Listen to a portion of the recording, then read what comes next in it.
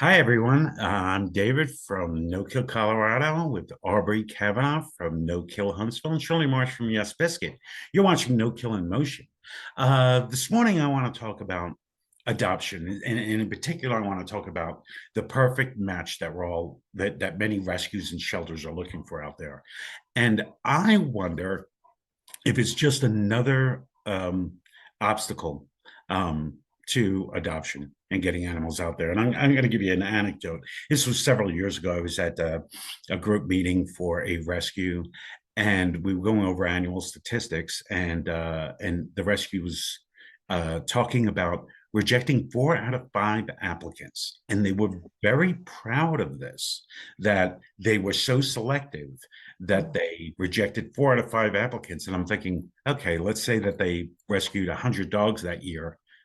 They could have rescued 500, right? It's the way I saw it. I didn't bring that up because I could see that wasn't going to be a good conversation on that day.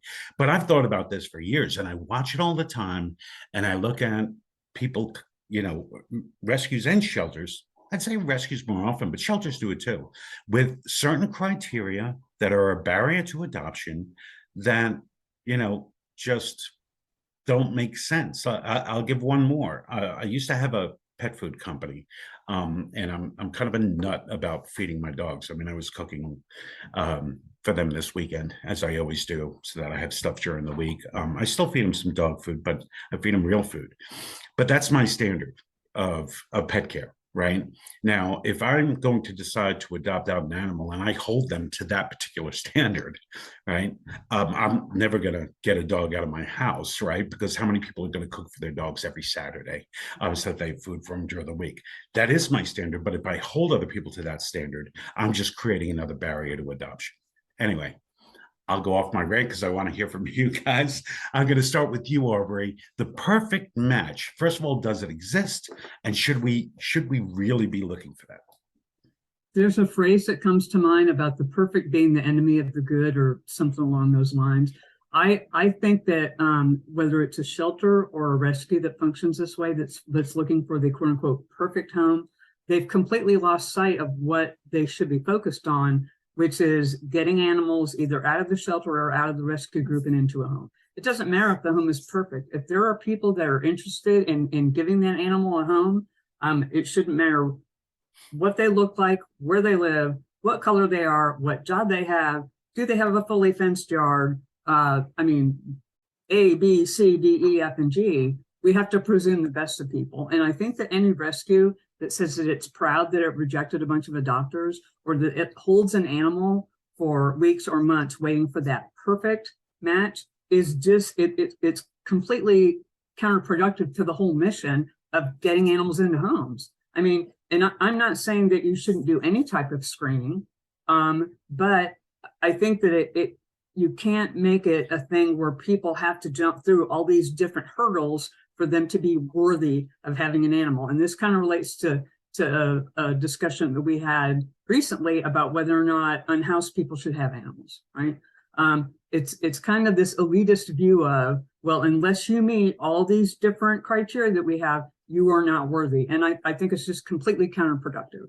I tell you, I don't think that there really is any perfect home out there. So I don't think I'm the best person for my dogs. you know, I mean, I really don't. I look at them. I mean, I love them. They love me. We have a great household, but I look at them like, yeah, you'd probably be better off with someone who jogged a little bit.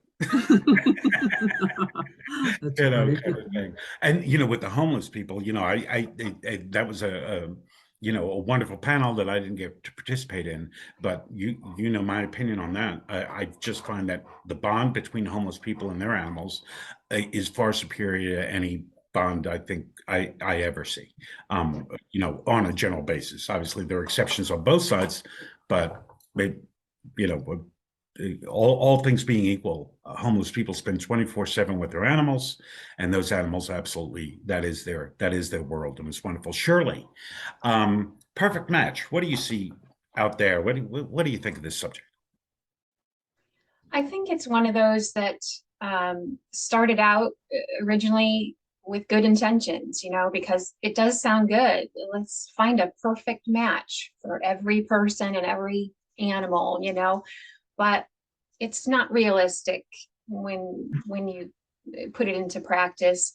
And, it occurs to me when you are meeting an animal in a high stress environment like a shelter, or however you're meeting these animals, are you able to really tell if you're a perfect match? I mean, the animal's probably very stressed out, not behaving normally. I just think it's just not practical. I mean, honestly, people marry each other all the time who are not perfect matches, it's just not something that we need as a barrier to adoption, I think. That's actually a great analogy. Some people probably won't like that, but it's actually a very good analogy, right? That does happen. I thought of something while we were talking about this, about fostering, and is that part of the barriers? Because in rescues, right, they're not in a shelter. Or generally they're not, right? Rescues are foster based. And so because the animal's in a home, they start comparing adopters to their foster. Do you think that's something? I never really thought about that until now, Aubrie. I don't see that so much in our area. I think that shelters or rescues that have reliable fosters that they use over and over and over, where they don't do what we call foster burn, where they burn them out by having expectations too high. I think that if their programs are strong, that again, if they're staying focused on what the mission is, which is to get animals into new homes, I don't think they do that so much. I do think that there are some foster homes that are so great that if we're comparing the foster to a potential adopter, that potential adopter is never going to meet the criteria. I mean, there are people that do this over and over and over again. I mean, my brother and his wife, they foster Bichon in Southern California, and they've probably had 200 dogs through their home. And I would say probably because they do it all the time, they're a really great foster family, but they never intend to keep them all. I mean, they view them as kind of like, teenagers that come to stay for a couple of weeks, yes, or like a foreign exchange student that comes for a while and then they move on.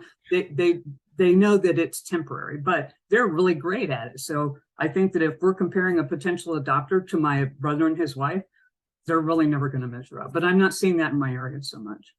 Okay, well, we're running out of time. Shirley, any last thoughts?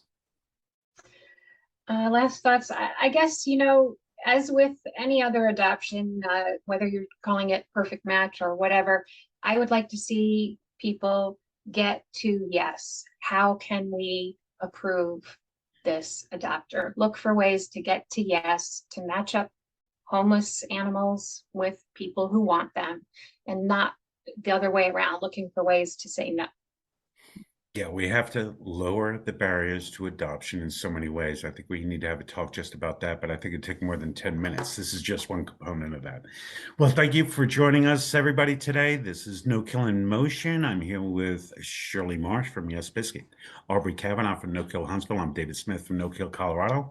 We will see you next time.